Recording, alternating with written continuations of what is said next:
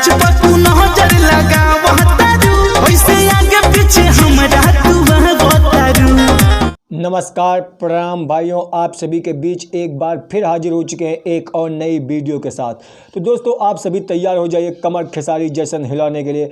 दोस्तों आप सभी के बीच एक बवाल और एक धमाकेदार सॉन्ग लेके आ चुके हैं मोनू अलबेला जी, जो कि 24 नवंबर को सॉन्ग रिलीज हो चुका है।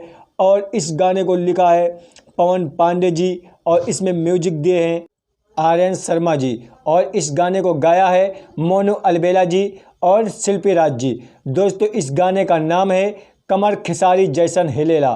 तो दोस्तों बहुत ही बेहतरीन गाना है और बहुत ही मस्त गाना है, बहुत धमाल मचाने वाला सॉन्ग है। तो आप लोग इस गाने को ज़रूर देखें और कमेंट में ज़रूर बताएं आप लोगों की मोनू अलबेला और शिल्पी राज जी की जोड़ी कैसी लगी।